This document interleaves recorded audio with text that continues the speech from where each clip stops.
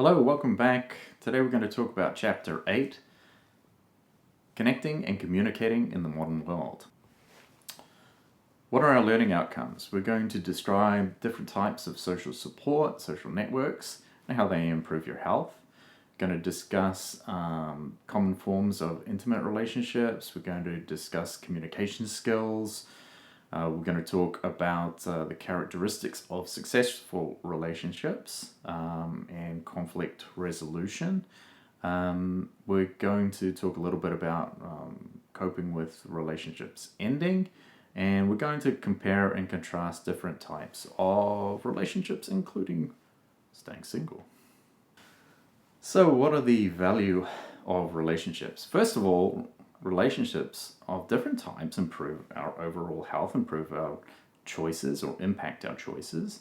They provide social support, including emotional support. They can be very informational and provide a sense of belonging to a group or with an individual. Quality of relationships is important, although both quality and quantity matter. More interconnections you have, the better. The greater the social capital, the healthier and happier people tend to be. Social norms do influence types of relationships. I would encourage you to be comfortable stepping outside of social norms if you so choose. If you're happy with your relationship, that's outside of social norms, that's okay. Let's talk about certain types of relationships. There are some kinds of relationships that we term intimate relationships. Sometimes there's interdependence, behavioral interdependence, and fulfillment in different intimate relationships with emotional attachment and typically emotional availability. Some of those intimate relationships fulfill needs like our need for intimacy, our need for social integration, social recognition, needs for nurturance, and provide things like assistance, working together, and affirmation of our capacities and talents in life. Intimate relationships do not need to be sexual. They can be very close without being sexual relationships. They often take many different kinds of forms. One of the most important parts of any relationship is self-esteem and self-acceptance. It's important to define the concept of who you are. This is not something that's static. This is something that can change throughout life, and that's great. But it's also important to develop a sense of self-esteem, and that is to accept yourself, to be positive about yourself, and be positive when talking about yourself and presenting yourself to others. There are family relationships. Family relationships are typically groups of people that are recognizable as family groups, but even amongst family relationships, there are many different types of family, many different types of how different roles within the family. But family groups are very supportive and can be very supportive and can be very healthy. Friendships are really important. Typically, these are voluntary relationships that one strikes up with somebody perhaps that have things in common. Friendships are very healthy, and increasing the number of friendships in your life is typically a healthy thing to do. Romantic relationships, very similar to friendships, but often have different characteristics. Some people expect exclusiveness in their romantic relationships.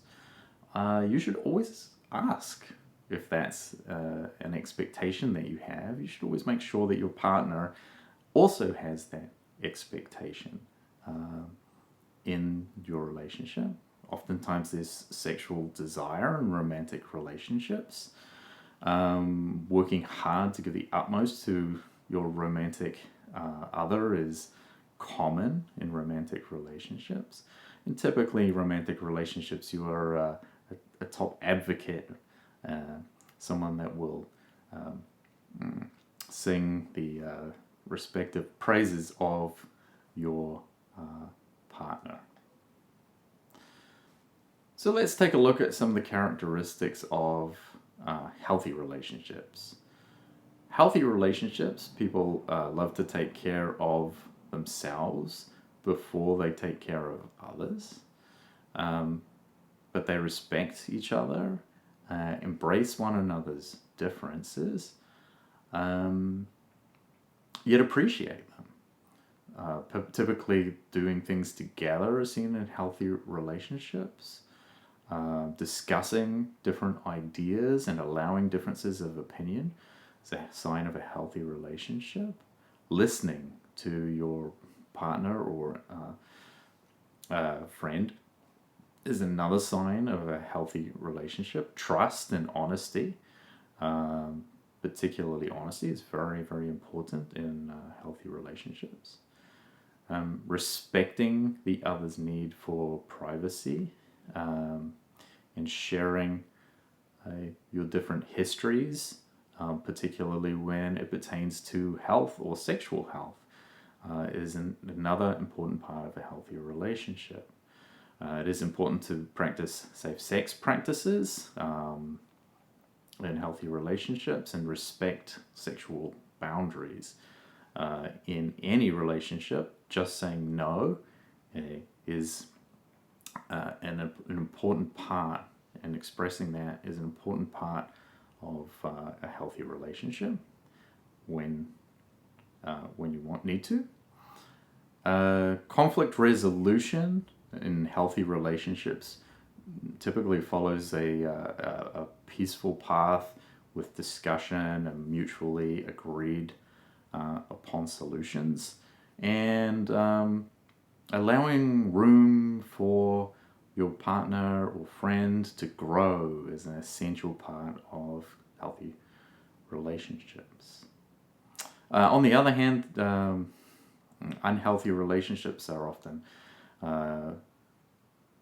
marked with signs of pressure, negative thoughts, negative decisions, negative communication, yelling, sometimes stressful, creating stress, invading people's personal spaces, keeping secrets, particularly secrets about sexual histories or infection histories, being scared of a partner or uncomfortable in asking the person to respect your boundaries. Sometimes there's coercion.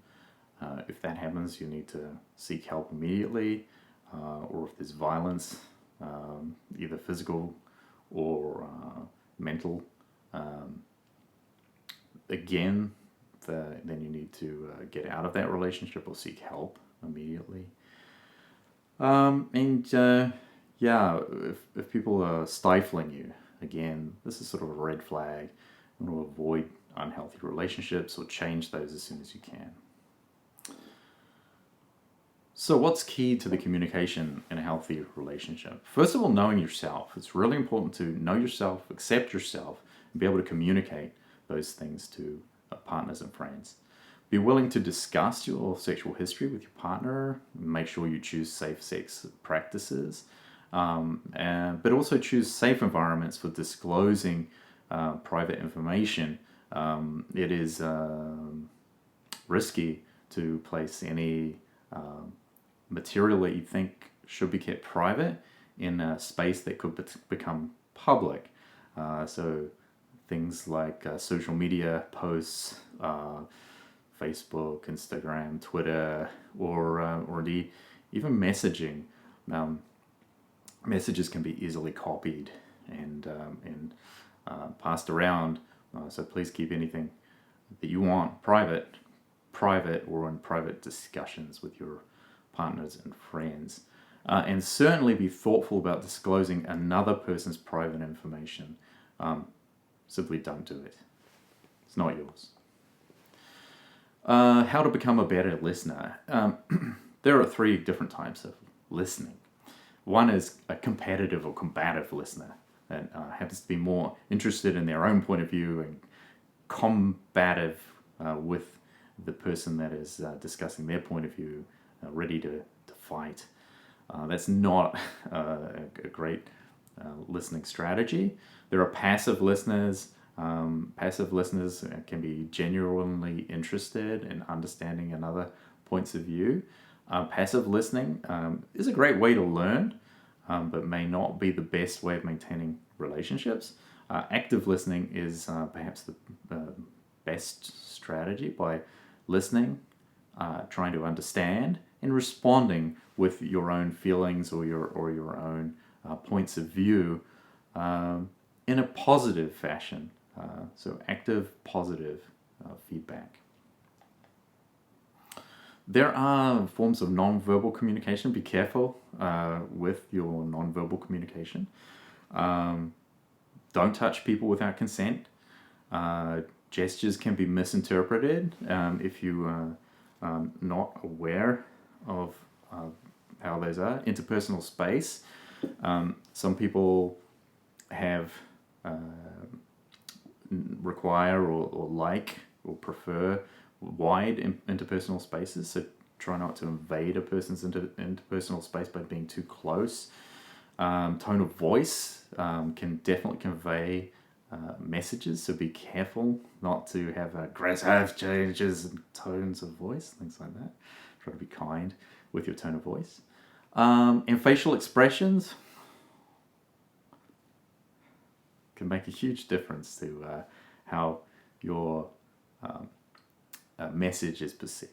So be careful with non-verbal communication. When there is a conflict, and we all have conflicts with others, try to identify the key issues. What is the problem here? What are we talking about? Try to generate possible solutions and evaluate alternative solutions. This is an active discussion. So something, listen to the other person and try to incorporate both sets of ideas and decide upon the best solution. Then go ahead and implement that solution, stick to it, and follow up to make sure the other person is happy with that decision-making process. When relationships falter, when relationships break down, typically this is because of poor communication. Be ready to leave that relationship behind. Relationships can become unhealthy and socially isolating if that's happening. Definitely leave that relationship behind.